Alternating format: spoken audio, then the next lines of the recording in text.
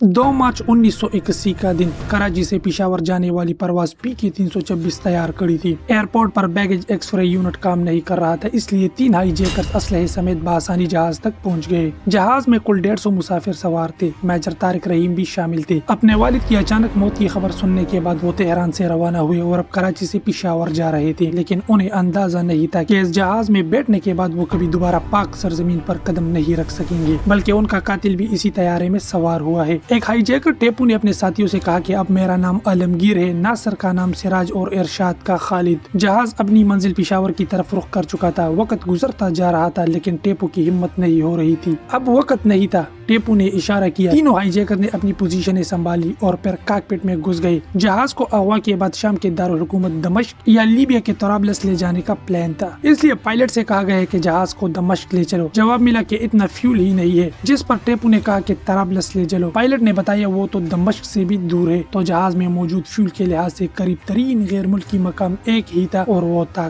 काबल। यानी जहाज की मंजिल वही बन गई जो नहीं होनी चाहिए थी, क्योंकि जहाज को काबल लाने से सख्ती से मना किया गया था। बहरहाल टेपू ने कंट्रोल टावर को बताया कि मेरा ताल्लुक पाकिस्तान पीपल पार्टी के मुसल्लह विंग पीपल लिबरेशन आर्मी से है। हमारा मकसद है भट्टू के खून का बदला लेना। हम तमाम सियासी कैदियों को रिहा करवाना चाहते हैं। इसका फौरन डॉक्टर सलाहुद्दीन से राब्ता करवाया जाए। ये मुर्तजा भट्टू का कोड नेम था। उस जमाने में अफगान खुफिया एजेंसी खात के सरबराह नजीबुल्लाह ने मुर्तजा को फोन किया। जहाज के काबल पहुंचने का सुनकर मुर्तजा के पैरों तले से जमीन निकल गई और वो अपने अफगान कनेक्शंस को एक्सपोज नहीं करना चाहते थे, लेकिन ऐसा हो चुका था। रात 10 बजे नजीबुल्लाह और मुर्तजा भट्टू हाईजैकर से मिलने एयरपोर्ट पहुंचे और फिर पूछा जहाज शाम या लीबिया क्यों नहीं ले गए। जवाब मिला इतना फ्यूल ही नहीं था। बहरहाल फिर तमाम मुसाफिरों के पेपर्स और ट्रेवल डॉक्यूमेंट्स चेक किए गए। पता चला कि 5 अमेरिकन भी जहाज में सवार है और एक पाकिस्तानी मिलिट्री अफसर भी। जी हाँ, मेजर तारिक रहीम। मेजर तारिक रहीम का नाम सामने आते ही मुर्तजा की आंखें चमक उठी। उसने कहा लगता है हमने कोई बड़ी मछली पकड़ ली है, क्योंकि मुर्तजा समझता था कि तारिक रहीम जियाउल हक के करीबी साथी जनरल रहीम के बैठे हैं। यह मुर्तजा की गलतफहमी थी। हुक्म मिला कि तारिक रहीम को बाकी मुसाफिरों से अलग कर दो। तारिक रहीम कौन थे? अगर ये तारिक रहीम जनरल रहीम के बैठे नहीं तो ये कौन थे? ये थे भट्टू के एडीसी यानी मिलिट्री सेक्रेटरी तारिक रहीम। सन 1974 में जुल्फिकार अली भट्टू कबायली इलाकों के दौरे पर गए। तारिक रहीम भी साथ थे। एक जगह हेलीकॉप्टर से उतरते ही धमाका हो गया। तारिक रहीम ने छलांग लगाई और भट्टू को धमाके की जद से आने से बचा लिया। उस वाक़ये में एक सेनेटर की जान गई और तारिक रहीम खुद भी जख्मी हुए, लेकिन कौन जानता था कि एक दिन आएगा अपनी जान पर खेल जाने वाले ये फौजी भट्टू के बेटे के हुक्म पर मार दिया जाएगा।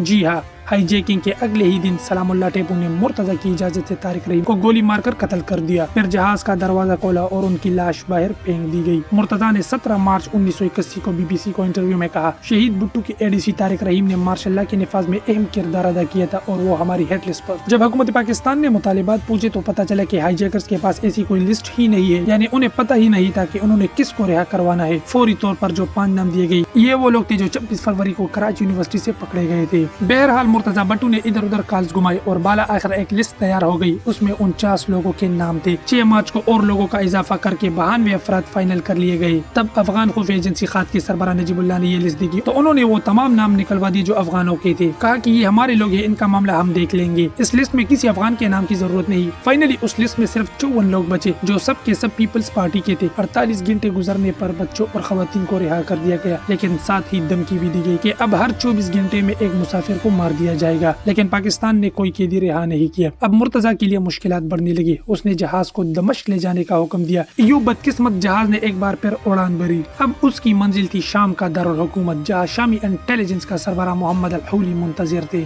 उसी ने टेपू को मशवरा दिया कि पाकिस्तानियों को मारने की धमकी से कुछ नहीं होगा। मुतालिबात मनवाने हैं तो पहले अमरीकी मुसाफिर मारने की धमकी दो। कहो कि अमरीकी मुसाफिर CIA के जासूस है, हम इन्हें एक एक करके मार देंगे। और ये चाल काम कर गई। अमरीकी प्रेशर में पाकिस्तान ने कैदियों को रिहा करने का फैसला कर लिया, लेकिन उससे पहले एक आखिरी पत्ता खेलने की कोशिश जरूर की। टेपू के वालिद और नासिर जमाल के भाई को दमिश्क ले जाया गया। नासिर ने तो अपने भाई से मिलने से इनकार कर दिया, लेकिन टेपू ने वालिद से मुलाकात की। जब बाप ने कहा कि सब मुसाफिरों को आजाद कर दो तो टेपू ने जवाब दिया, मैं आपको नहीं जानता, मैं आपका बेटा नहीं हूँ। इस हरकत पर बाप ने एक ही जवाब दिया, तुम अब मेरे बेटे नहीं हो, जो चाहो करो। बालाखिर तमाम कैदी रहा हुए उन्हें शाम लाया गया। हाईजैकर्स को भी यहाँ सियासी पनाह मिल गई, लेकिन इस कामयाबी का क्रेडिट सिर्फ मुर्तजा को नहीं जाता। अगर अफगानिस्तान में नजीबुल्लाह और शाम में जनरल खोली ना होते तो कभी इतनी कामयाब हाईजैकिंग ना होती। ये अपने वक्त में तारीख की सबसे तवील तरीन हाईजैकिंग थी, जो 12 दिन से ज्यादा चली। फिर 22 अप्रैल 1981 को 25 लोग बजरिया दिल्ली काबल पहुंचे।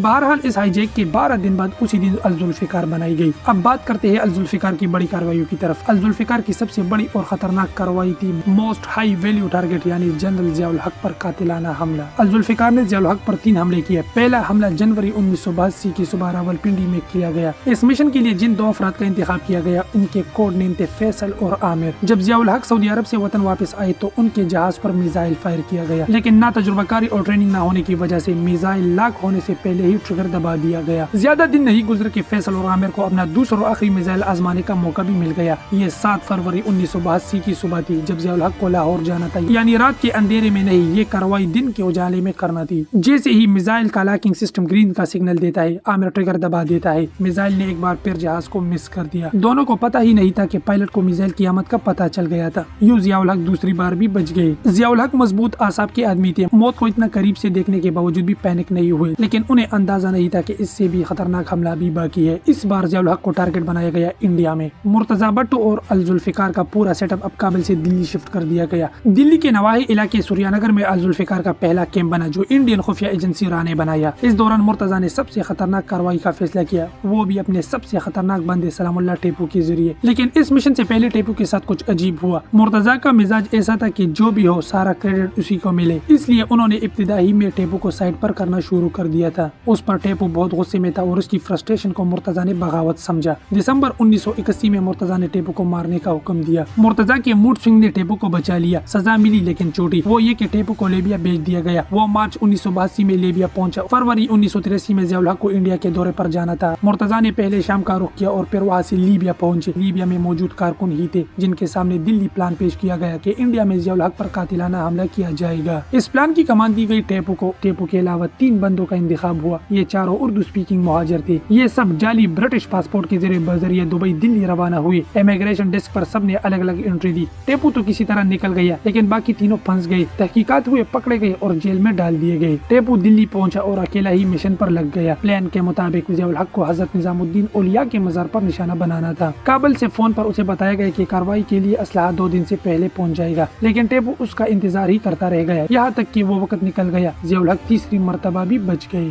PIA हाईजैकिंग के अलावा अल-जुल्फिकार के क्रेडिट पर कई नाकाम कार्रवाइयां भी है। इनमें सबसे खतरनाक था 1984 का प्लान। तब तक अल-जुल्फिकार के 80% लोग या तो जेलों में थे या मारे जा चुके थे। इन कैदियों को छुड़वाने के लिए अल-जुल्फिकार ने एक मंसूबा बनाया कि 23 मार्च 1984 को यूनान में पाकिस्तानी सफारतखाने पर हमला किया जाएगा। अमले को अगवा करके पहला मुतालबा एक जहाज का किया जाएगा जिसमें तमाम मगवियों को लेकर किसी महफूज मुल्क जाएंगे और बदले में अल-जुल्फिकार के तमाम कैदी छुड़वाए जाएंगे। ये मिशन लीबिया में मौजूद 6 कारिंदों को सौंपा गया। 8 मार्च 1984 को पहला ग्रुप पहुंचा और आते ही धर लिया गया। इन्हें फौरन वापस दमिश्क भेज दिया गया। अगला हदफ बनाया गया रूम में पाकिस्तानी एम्बेसी को, जहां कार्रवाई करना थी 12 जनवरी 1984 को, लेकिन असलहे का इंतजाम नहीं हुआ। ये मिशन भी नाकाम हुआ। तीसरा टारगेट था ऑस्ट्रिया का दारुल हुकूमत वयाना। मंसूबा था 1 जुलाई को कैनेडियन सफारतखाने की एक तकरीब से पाकिस्तानी सफीर और कई अहम शख्सियत को अगवा करना, लेकिन मंसूबा बंदी का आलम यह था कि 1 जुलाई को ऐसी कोई तकरीब थी ही नहीं और फिर 6 जुलाई का दिन आ गया। पुलिस ने एक जगह शक पर उन्हें पकड़ लिया। तलाशी ली गई तो ब्रिटिश पासपोर्ट निकले, लेकिन अंग्रेजी सिर्फ एक को आती थी और जर्मन तो किसी को भी नहीं। पुलिस का शक पक्का हो गया। उसने होटल पर छापा मारा और वो असलहा निकाल लिया जो ये कार्रवाई के लिए ऑस्ट्रिया लाए थे। सब लोगों को गिरफ्तार कर लिया गया और हथियार स्मगल करने पर 4 से 9 साल कैद की सजाएं दी गई।